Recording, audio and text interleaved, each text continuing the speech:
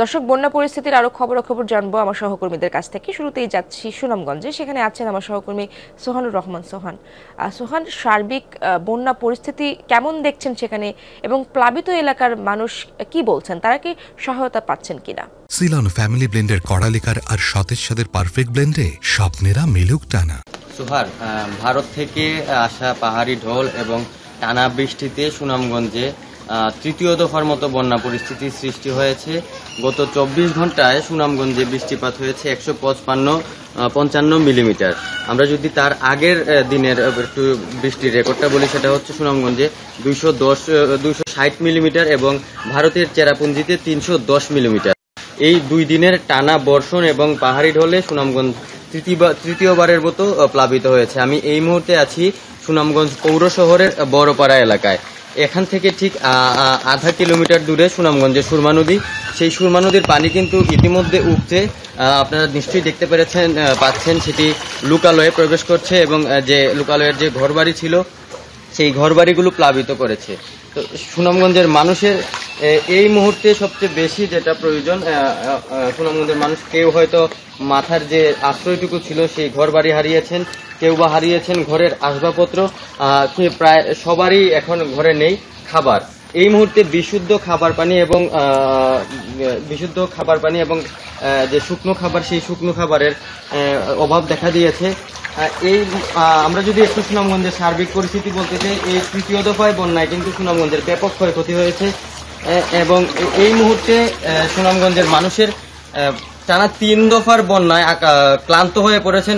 এই মুহূর্তে সবচেয়ে বেশি প্রয়োজন সরকারের সহযোগিতা। সরকারের সহযোগিতাই পারে সুনামগঞ্জের মানুষের দুর্ভোগ কিছুটা কমিয়ে আনতে।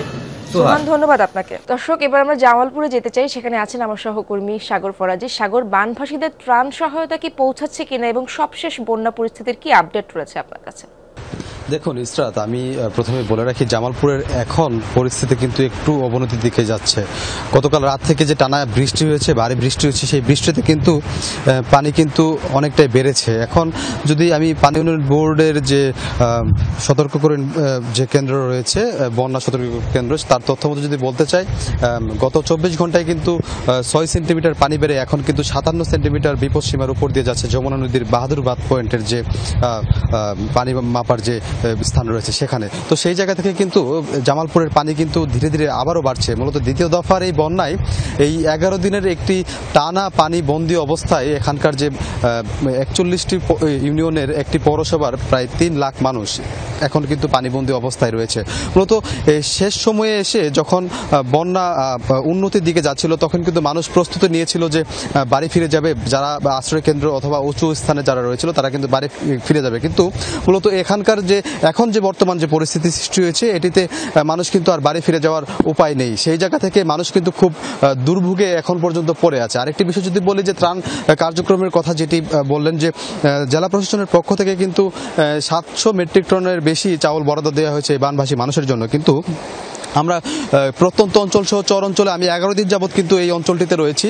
মূলত এই জেলার কিন্তু সবচেয়ে ইসলামপুর উপজেলা যেটি রয়েছে, এই উপজেলায় কিন্তু সবচেয়ে বেশি প্লাবিত মানুষ রয়েছে। তো সেই জায়গা থেকে এখানকার যে মানুষজন আমাদেরকে যেমনটি জানিয়েছেন, অভিযোগ করেছেন যে সব কিছু অবস্থাতেই কিন্তু ত্রাণের তারা খোঁজ পায়নি। মূলত যা দুই এক জায়গায় যে ত্রাণ কার্যক্রম হয়েছে সেটিও কিন্তু খুব অপ্রতুল। সব মিলে কিন্তু এখানকার জামালপুরের বন্যা পরিস্থিতি আবারও ধীরে ধীরে অবনতির দিকে যাচ্ছে।